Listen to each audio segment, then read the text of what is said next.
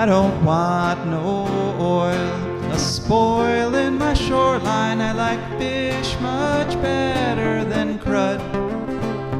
I like birds and things a-creeping and crawling. Won't trade no more oil for blood. The sun done give us all we need to make this country run. But that black demon oil's got us fussing and fighting, and I do believe it's time we was done. I don't want them nukes run by them kooks who think radioactivity is fun. No more three-headed frogs or kids with leukemia. Nuclear power ain't fit for a dog. The sun done give us all we need to make this country run. But that nuclear power's got us fussing and fighting, and I do believe it's time we was done. No nukes! Good morning, Toledo, and good afternoon, Columbus. And a big hello to everyone in Bowling Green. And a very big hello to all the audiences listening on the internet, wherever or whenever you may be. I'm your friend and host, Shehbaz Khan, and I'm here with my puppy-loving co-host. Rebecca Wood. How are you doing today, Rebecca? Not too shabby. Dear listeners, today, together, Rebecca and I are going to create a unique and informative hour of radio called For a Green Future. This show, For a Green Future, is a show where we talk about ecology and the environment, and we talk about them in the ways that they affect you, your health, your wealth, your happiness, and the wealth and health and happiness of your friends and family. The health of the cattle at the fair and the bison on the plains, the goat in the forage show and the goats on the mountains, the chickens in the coops and the turkeys in the forest. Because, like it or not, we are all together on this glistening teardrop in space called Earth. So we might as well try to get along. We have a great show for you this week. Unfortunately, I have an announcement to make. This is the last show I will be doing as guest host. By the grace of Almighty, my family got some new opportunities arisen, and we are going to move out of town. I have enjoyed hosting this show. I got to learn a lot of things while hosting this show, and I got additional perspectives on environment and how our lives are connected. So, since this is my last show, I decided to do an interview with my mentor, Dr. Lara Lengel. We did an extra long interview on the connection between music and the environment. That will be coming up shortly. But at the bottom of the hour, we'll hear from our praiseworthy patrons and sponsors. After that, we'll hear from Rebecca. Rebecca, what are you going to tell us today? The Fare Free Transit movement reaches DC. Oh, it has reached DC now? It has. Wow. Okay, looking forward to that. After Rebecca, it will be time for ecological news. Dear listeners, if you would like to call in and say goodbye to me, I would be very, very happy to talk to you. Please call me at 877-909-1007. We can have a small talk after Dr. Lara Lengel's interview. So please don't forget to call in at 877-909-1007. You can also send your comments on text at 419-973-5841. You can also text your comments on 419-973-5841. Or you can email at joe@jodemayorforagreenfuture.org. joe@jodemayorforagreenfuture.org. As I said, this is an extra long interview that's going to take us all the way to the bottom of the hour. So, one last time, before I go, here is an update on the Canadian wildfires. Last week, it looked like they might have been plateauing. Unfortunately, the number of fires actually increased significantly this week. There are almost 660 fires burning, with 225 out of control. So far this year, about 13.1 million hectares have burned, an area larger than the state of Mississippi. That's more than 6 times the average. About 1 million hectares a week are burning. Last week, we had a caller who was concerned about declining numbers of red-tailed hawks here in the Northwest Ohio. So our staff was extra vigilant this week, keeping an eye out for the hawks. And we are happy to report that we saw a fair number of them. The caller did mention that he watches for hawks as he drives down south on I-75. And it is important to note that under Biden administration, there has been a nationwide push to cut back trees that have grown up along interstate highway right-of-ways over the last 40 years or so. It is possible that there are fewer roosting places near the highway. That could be why he is seeing fewer hawks. One interesting note, red-tailed hawks are among several bird species that have simply stopped migrating south for the winter as a result of global warming, of course. Many birds are simply waiting out the winter in their home ranges. This has resulted in undercounts of birds because most of the counting is done during the migration season in places like local wetlands where the migrating birds come together in groups. Since the birds aren't migrating anymore, the counts at those places no longer reflect the total number of birds. Checking in with heat.gov. The Americans under heat alerts has dropped by half from 120 for last week to 60 this week. Excessive heat warnings stretch along the southernmost part of the country from California to Florida. This Tuesday is the special election for issue 1. Leaving aside the political aspects of issue 1 right now, it is important to remember the environmental issues. There is a direct connection of Ohio's notorious dirty energy bill, HB 6. HB 6 was a law that forced ratepayers to subsidize the dirtiest energy sources, coal and nuclear, while eliminating support for wind, solar, and conservation. As we reported just a few weeks ago, Larry Householder, the mastermind behind HB 6, was sentenced to 20 years in prison for bribery and corruption.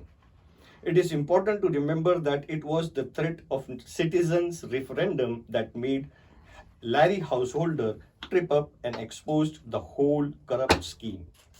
Without that, HB 6 would simply have sailed through our corrupt state government.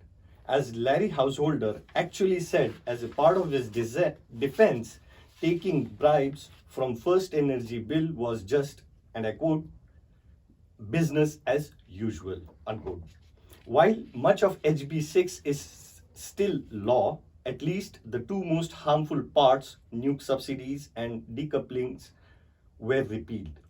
What issue 1 does is remove the threat of citizen amendments. It changes the requirements of constitutional amendments to practically impossible numbers of signatures and counties. It is important to note that Theresa Gaveron, one of our Northwest Ohio state senators who proposed issue 1, was a co-sponsor of HB 6. When democracy works, corrupt public officials like Larry Householder are held accountable by the citizens. Theresa Gaveron saw what happened to her friend and HB 6 co-sponsor and has decided to make it impossible for democracy to work.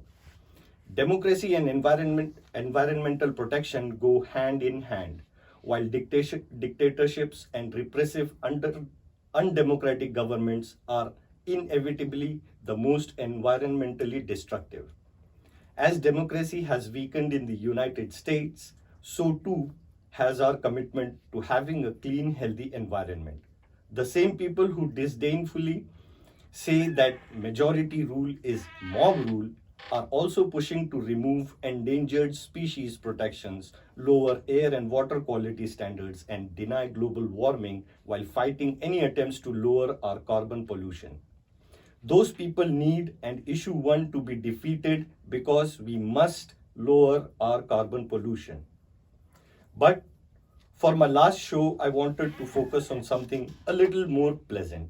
That's why we did an interview with Dr. Lara Lengel, who has written something very interesting academic papers on the connections between humans, music, and the environment.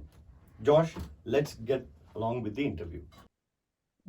I'm Dr. Lara Martin Lengel. I'm a professor in the School of Media and Communication at Bowling Green State University, following 7 years at the American International University in London. My specializations are broadly international communication and intercultural communication, as well as gender in transnational contexts. And I've written a little bit, and I want to write more, about music and the environment. So that's what we'll be focusing on today. Wonderful. I personally believe music is a language which transcends every border. Every human being is able to relate with music. Very similarly, every human being is able to relate with the environment. So I think these two are kind of global languages, everybody understands. So back in 2014, you wrote an article on the connection between music and the environment that was published in the Music and Behavioral Sciences. In it, you kind of reviewed the whole history of the connections between humans, music, and the environment. So my question is, what are the earliest connections we have found between humans making music and the natural world? Great question, Shabazz. Thank you. Well, so writing this piece in the music in the social and behavioral sciences compendium was a huge challenge because the word count was fairly restricted. So trying to address the entirety of history back to ancient humans was a big challenge. But I did spend a little bit of time talking about the earliest known instruments that humans used. So the first one that has been discovered was from 50,000 years ago. It was a Mousterian flute, and it was discovered in a cave in what is now Slovakia. It was made by Neanderthals from cave bear bone. And so it was a flute. And then I go on to say in that publication, another flute that was discovered several years ago that is estimated to be 36,000 years old. And I mean, they're fascinating, in and of themselves, given the immense historical significance of them. Ancient musicologists and anthropologists, archaeologists have concurred that early humans used instrumentations like flute or drumming on something, sticks on a stone, whatever, for various reasons, for communication across spans of time with other communities or other individuals, possibly in hunting procedures to call an animal, etc. So, and I mean, they argue that music was a means of survival many, many thousands of years ago. Yeah, and it also sounds like it was I mean, without a doubt, it was also a mode of communication. Music was also, and it sounds so interesting, so out of this world, when you talk about a 50,000-year-old flute, Yeah. So it kind of gives me goosebumps. It does. Yeah, it that does. kind of. Yeah, it's really... What kind of music it will be playing, and how, when it was first being played, how it affected the people around, Absolutely. And so that must have been an amazing experience, I must say. Absolutely. And through today, I've been starting in a small way to learn more and more about music in Indigenous cultural communities, most notably in First Nations communities in Canada and nations and tribes here in what is now the United States.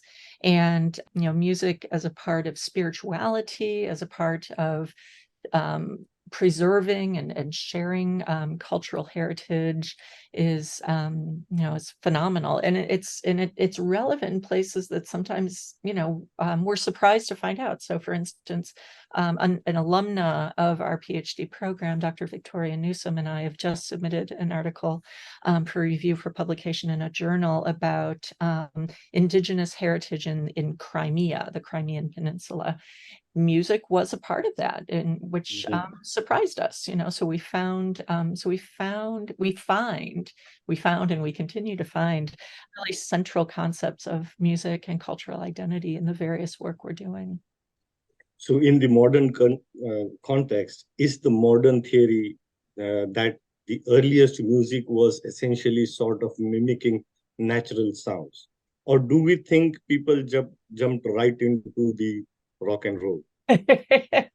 No, not 50,000 years ago. Yeah, so definitely representing nature, mimicking nature, absolutely. So mimicking and representation of natural sounds were the kind of foundations for the early music, earliest music.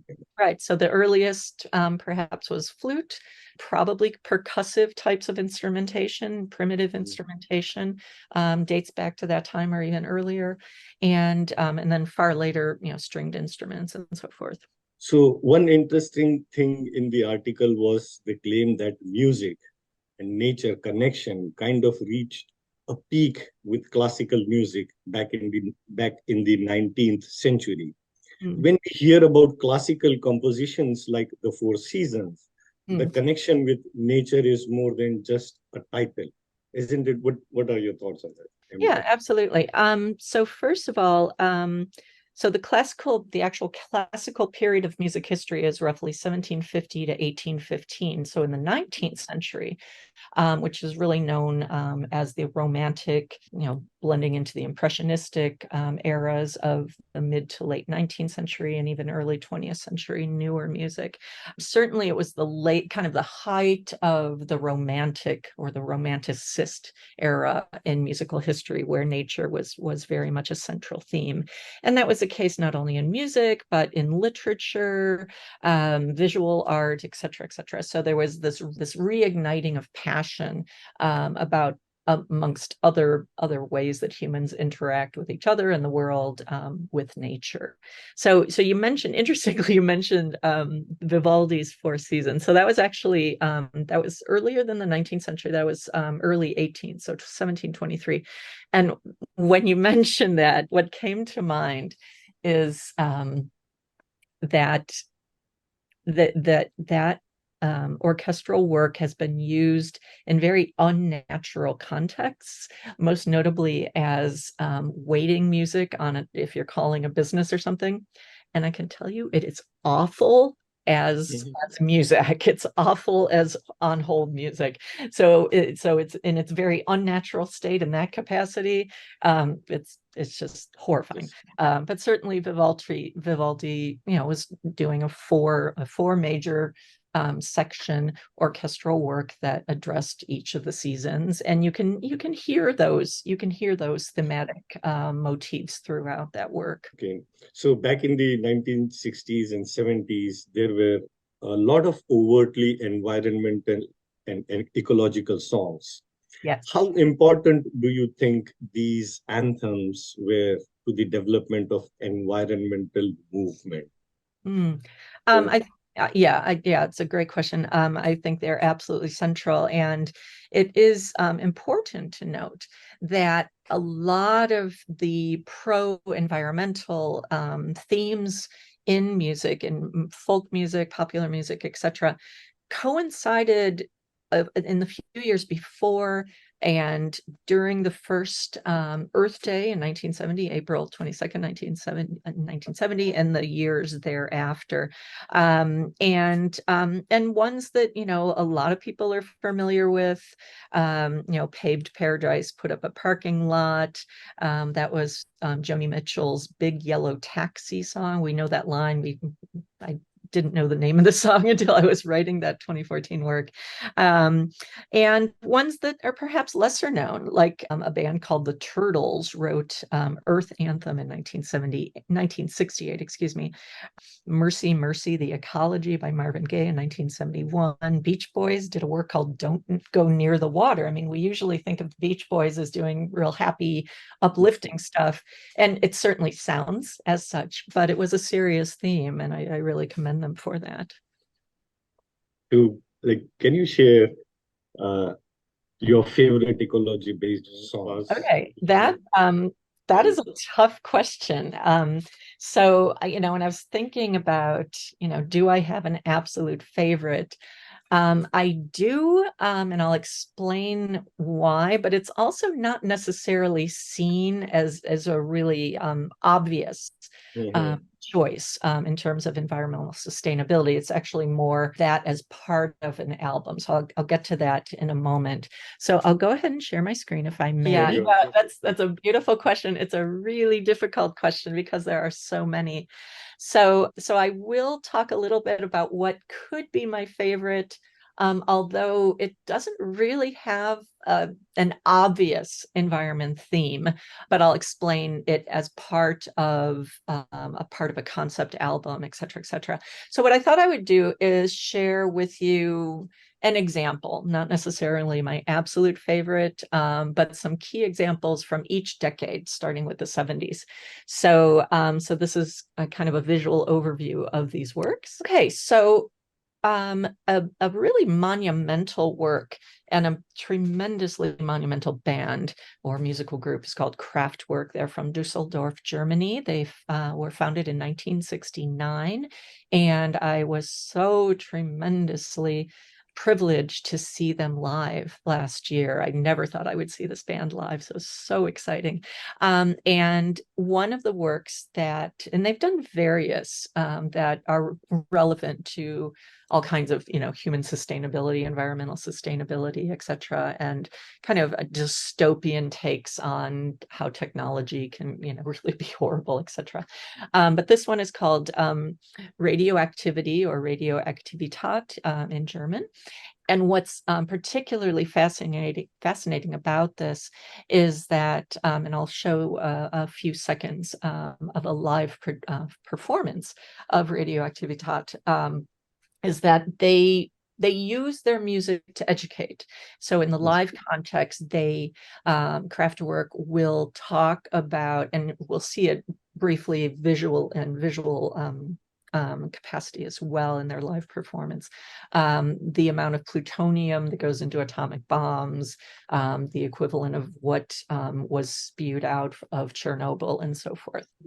So when they played live in Detroit last March, they didn't have that on the screen, but they had Chernobyl and then other sites that are still, well, maybe they had Sellafield. I don't remember that at the time. So, okay, so my selection for the early 80s is by the monumentally important group called The Cure. They were founded in 1978 by Robert Smith and a couple other guys, schoolmates in Crawley, England. They just did a major tour. So I saw the show. It was absolutely fantastic. This is a work from 1982 called The Hanging Garden.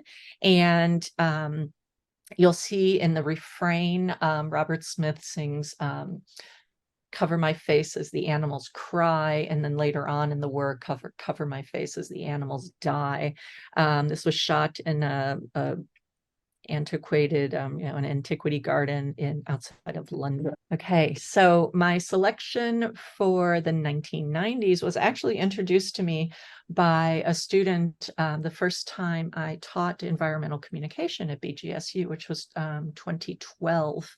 And I did a segment on music and art, and she recommended this, which I'm not following Michael Jackson a lot, because I'm, as you can tell from my selections, I follow more obscure music, etc. But this one was really, really compelling. It's called Earth Song. Again, it's from 1995, and it's visually beautiful. His voice is beautiful. The theme is important about, babies dying, people dying. What about us? There are images of smokestacks spewing pollution into the air. There's really lovely visualization of indigenous individuals, like working the earth, clawing the earth, kind of saving the earth, etc.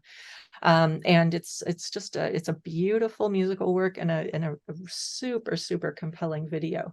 So that's my selection for the 1990s. And moving to the early 2000s, one of my favorite musical artists, living artist, is Trent Reznor, who, amongst other projects, he's certainly most well known for his group 9 Inch Nails. And in 2007, he developed a concept album called Year Zero. And it was really, really really interesting, and I can say a lot more about it, but I know we only have a short time today. So one of the songs, it's either the final or the penultimate piece on Year Zero, is called Into This Twilight. And on the album, it's great, etc. But when I saw it live, it was truly amazing, because one of the things that he did on that particular tour, which is, I believe, around 2008, maybe 2009, was to have live interactive video. He actually collaborated with whoever does the visualization for the Cirque du Soleil, and had specific video happening behind the band that played directly with the music. But in this case, when they performed Into This Twilight, which was the final work of that tour, actually, as well, they had this amazing live, what I thought was a live videoscape of the Detroit industrial skyline. It actually wasn't Detroit, it could have been anywhere, but it was so realistic and so compelling that it really brought forth the environmental aspect to it. And some of the lyrics of the piece talk about the sun is passing across the sky for the final time, ashes in your hair remind me, etc. So one could interpret this work as, this is the last day on Earth, or perhaps the last days on Earth. It's very, for me, a very compelling and beautiful piece. And the live work was even more amazing than the album recording. So that is the early 2000s, or in that case, the mid 2000s. And then the final, more recent, is by someone who was a great influence on Trent Reznor, actually, Gary Newman. And Gary Newman was very, very popular with the work called Cars in 1979, and then he was kind of very big, important new wave artist, and then didn't do much for a while, and then produced an album. And so this was 2017. So this was the first that I know of, unless I'm missing something, that the entire album was about a post-apocalyptic post-environmental disaster world and trying to survive in it. And so it's called Savage: Songs from a Broken World. And the song that I select as my favorite song that involves environmental themes in the 2010s till the present, is called Ruin. And it's absolutely amazing. Visually, it's amazing.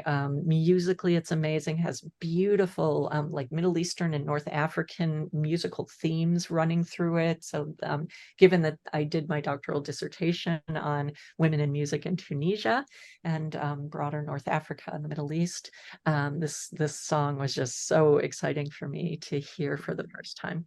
So in the video and the music, he brings in his daughter Persia to sing along with him, and the theme of this work is about guy in a post-apocalyptic landscape who's trying to find his daughter, reconnect with her, etc.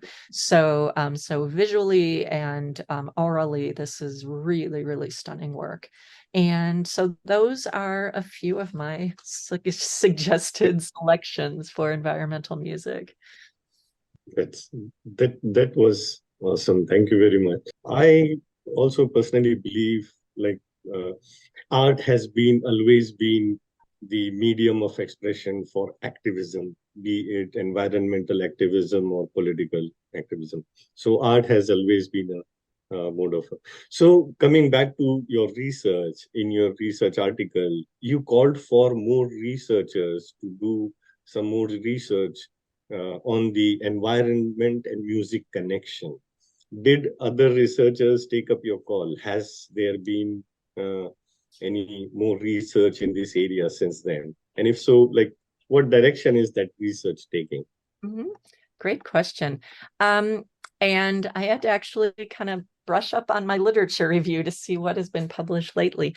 I'm surprised that there's not quite as much as I would have anticipated. So I was writing that work 10 years ago this year, and it was published in 2014. And since that time, sure, there's journal articles, etc., but not a preponderance as I would have expected. So, but I will share with you a few perhaps recommended readings. So in 2019, there was a book written by Timothy Cooley, who's environmental studies scholar and professor, and the book is called Cultural Sensibilities, Music, Media, Language, and Advocacy, as well as a good selection of journal articles. So this one I thought was really interesting and worthy to share with you. So the journal is called Current Opinion, Environmental Sustainability. This work by Clisela Harrison is Indigenous Music Sustainability during climate change. And also I was happy to see one on the challenges, the potential consequences of live music performing and touring. So here's a chapter in this book called Audible Infrastructures, Music, Sound, and Media, edited by Kevin Devine and Alexandre Baudreau-Fournier. This was published in 2021, and the author of this chapter, Matt Brennan, wrote about the infrastructure and environmental consequences of live music.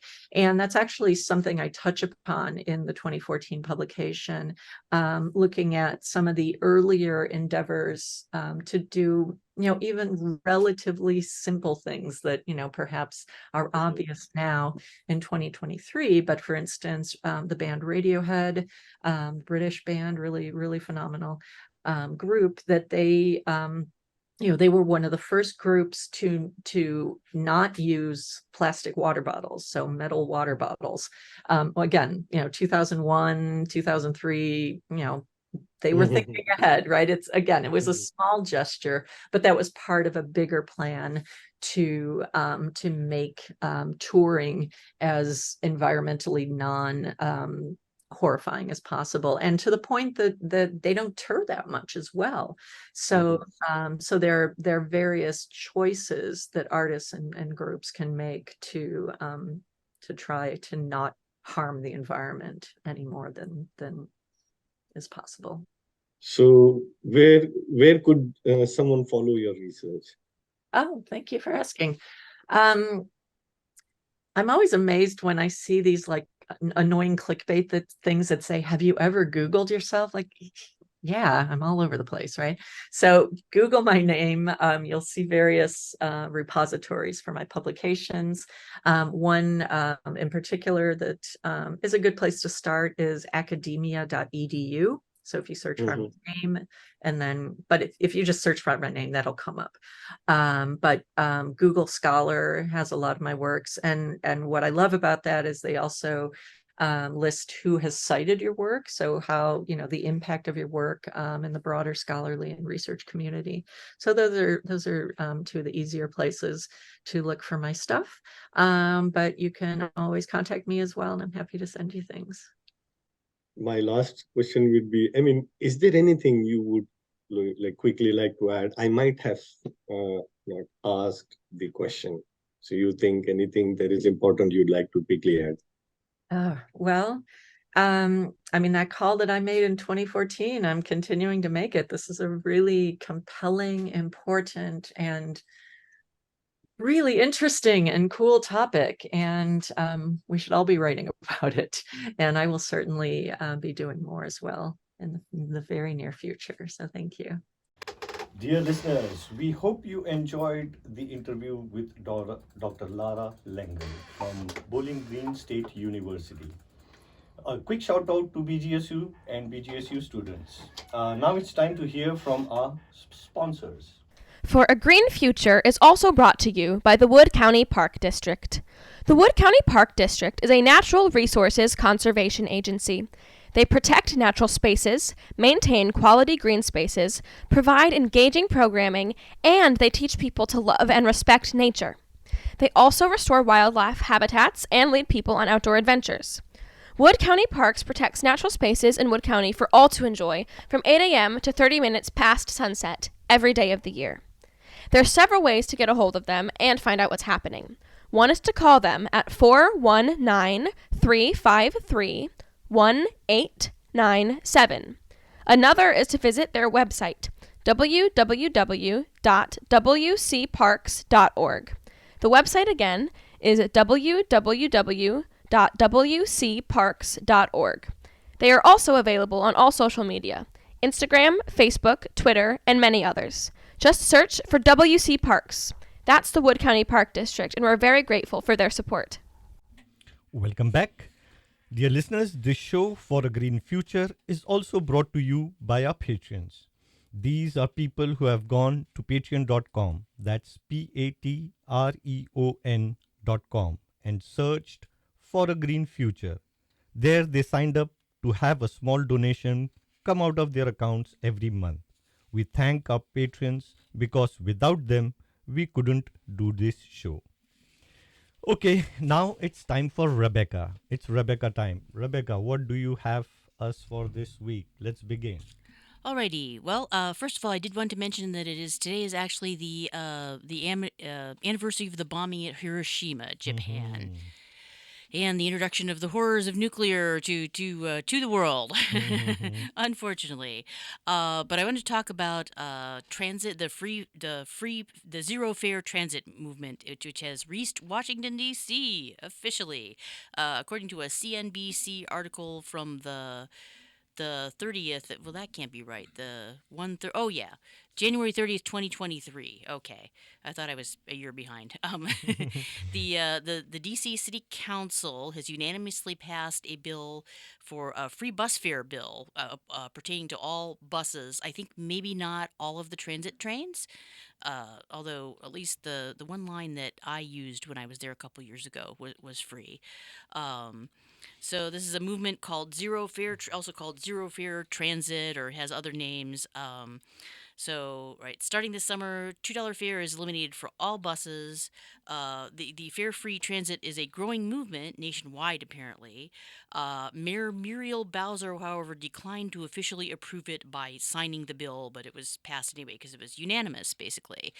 DC has also added a dozen 24-hour buses in July, and the budget also calls for a $10 million investment into service improvements in general, making Washington, D.C. the largest U.S. city to codify fare-free. The previous title had been held by Kansas City, Missouri as of 2019. They were the largest city. But now DC has outdone them.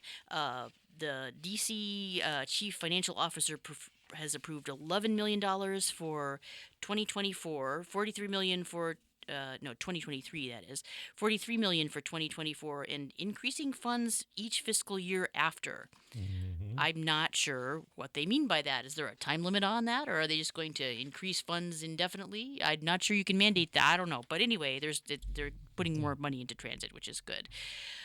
So yeah, it was enacted without the mayor's signature and does not subsidize rail travel. Apparently, that was one of Mayor Bowser's issues. Is that she was upset that Maryland and Virginia are not helping out with this. So I don't know. Like, there's internal city-wide commuter trains, and then there are ones that come in from other areas. So I'm not sure where each of those stands. The free transit movement in general is transit which is subsidized by other means than fare, which public transit is not really designed to be funded by fares, but usually that's at least part of it. It's part of how most systems get their money. But under the free transit movement, it's funded by taxation or sometimes commercial sponsorship of specific lines. Sometimes it can involve a card. So I guess maybe that's if you have to apply for the card and prove you're a local resident or something. I don't know. But the fare, I think it is also a very a major source of money making for all these, even if they need it for maintenance or development or something. Right, but it's never been designed to run a profit. It's not a for-profit service. People don't understand this sometimes. They're like, "Oh, it's inefficient. It doesn't make a profit." Well, not the purpose. Really, not the purpose. But yeah, sometimes it can also refer to subsidized transit, so that the passenger is paying a little bit, but not very much. The Luxembourg in February 29th of 2020 was the first country to make all transit free, followed in October 1st of 2022, Malta made all transit free to residents. And also some other Europeans that have picked up on this are the cities of Tallinn, Estonia, and Hasselt, Belgium. So, it's happening. It's apparently a growing movement. Which I as a transit rider, I really approve because, I mean, you can't do anything without transportation. People want, poor people to be employed, but you can't get where the jobs are. Yeah, I just wonder how the metaphor or the saying, slow and steady wins the race will fit into this situation, because if we don't have time to go slow. Right. True. Yeah. Well, thank you very much, Rebecca. It was an interesting story. Dear listeners, it's now time for ecological news, and I begin with a breaking news story. This past week, the Fermi 2 nuclear power plant had an unexpected drop on power. Over 3 days, it dropped from 100% down to 50%, then back up to 100%. Usually, this means something has gone wrong with the plant. Since most nuclear plants are kept running at 100% of capacity all the time, we reached out to DTE to find out what had happened. This is the response we received in an email from Stephen Trait at DTE. Now here comes the statement, and I quote, "Fermi 2 is operating at reduced power due to a non-emergency equipment issue. A motor that is a part of the plant's condenser system needs to be repaired. To conduct the repairs, operators reduced power. The plant remains safe and stable. When repairs are complete, operators will return the plant to 100% power." Unquote. So, Fermi 2 returned to full power on Friday, so the repairs were completed. However, our friends at Kraft, including Jessie Pauline Collins, happened to be filming the cooling towers at Fermi 2 at the time when the repairs were being carried out. They reported seeing larger than normal plumes coming from the cooling towers and said that the steam changed from white to grey while they were filming it. Fermi 2 is a Mark 1 reactor that is a primitive design with only a primary loop coolant. That means the water in the condenser system and the condenser system itself is highly radioactive since it goes from flowing directly over the core to running the turbines. It is possible highly radioactive steam was vented into the atmosphere so that they could make repairs, in which case our friends might have received a high dose of radioactivity. We will follow up on this story. Moving on to the next news. Italy adds 2 nuke plants worth of wind and solar in 6 months. In a July 23 story by Otis Di Mari on the website microgridmedia.com, it was reported that Italy has added 2.5 gigawatts of renewable energy in the first 6 months of 2023. Clean energy provided almost half, 44.3% of the country's energy in June. Overall, Italy's electricity consumption has declined by 9.2% in June compared to the June of previous year. Italy has very strong renewable sources, having good sun and wind. It also has excellent hydropower resources. In fact, hydropower made up the largest percentage of clean energy at 43.5%. Next came solar power with 31.4%. Unfortunately, 12.1% came from biomass, which many believe is not a sustainable energy source. The wind was only 9.2%, which suggests there's room for more improvement.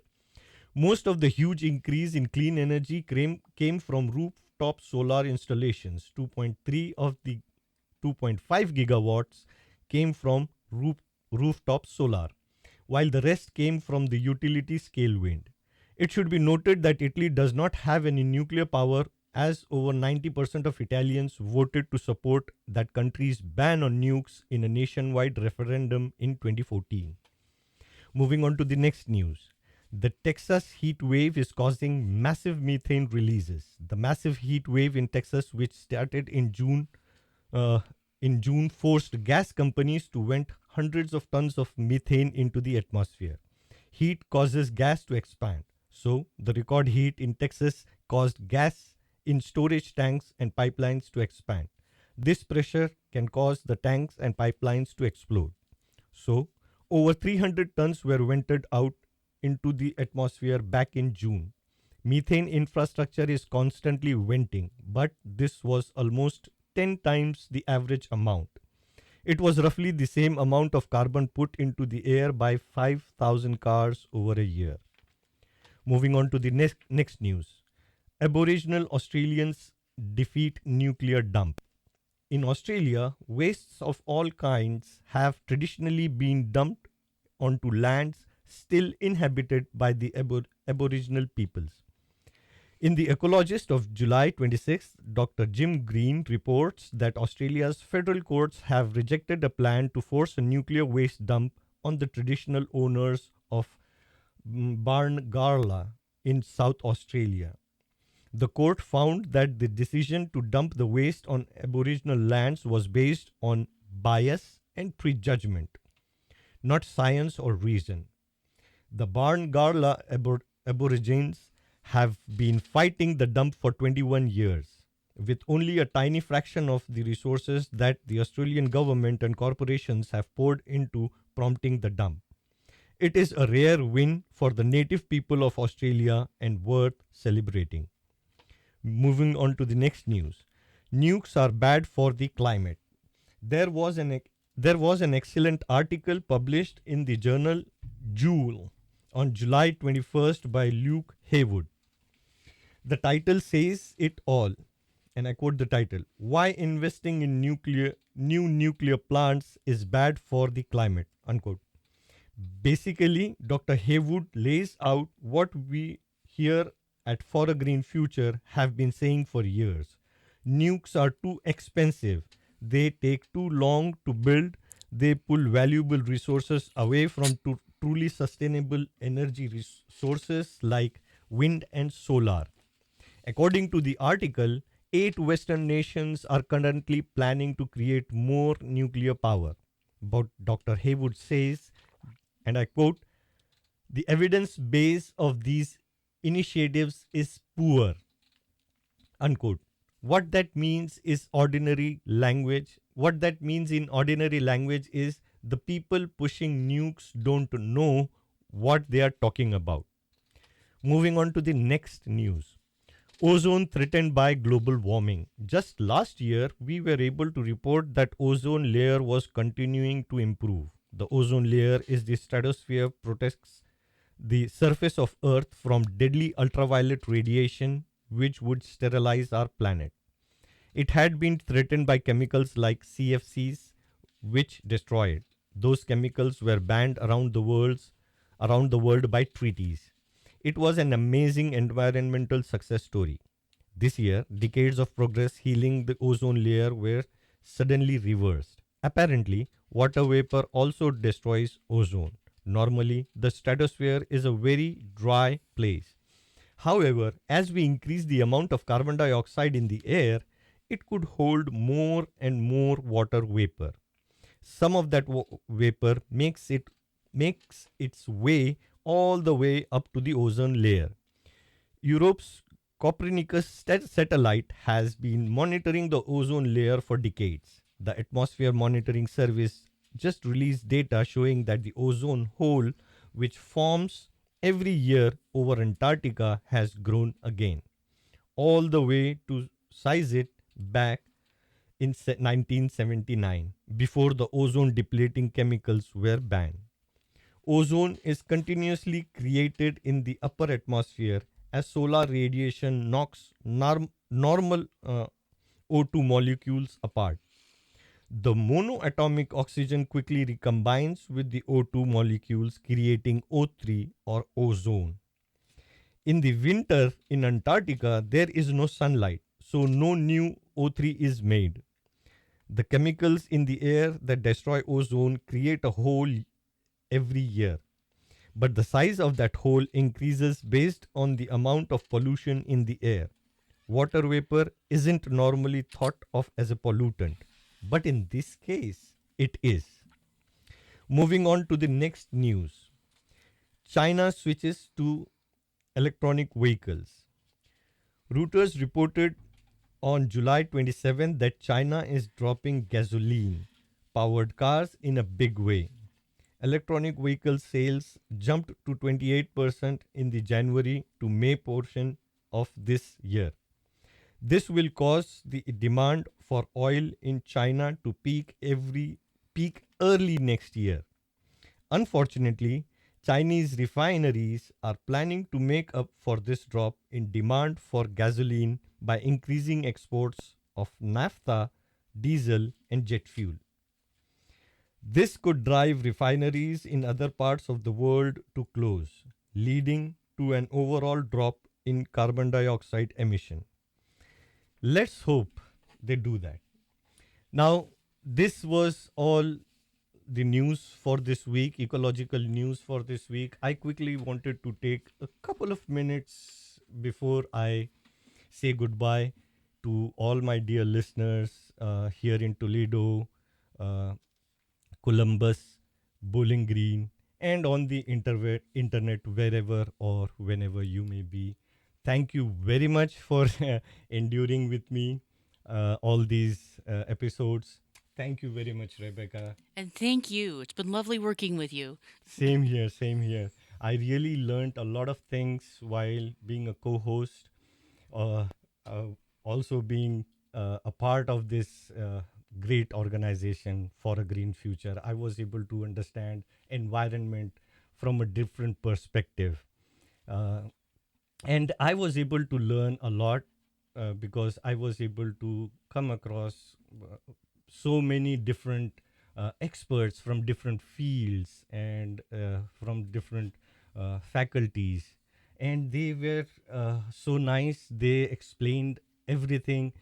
They explained how environment, politics, democracy, even music, all of us are interconnected, intertwined, and So true. yeah, and when we look at ourselves through the perspective of environment, we naturally transcend all borders, all cultures, and we become unified as one.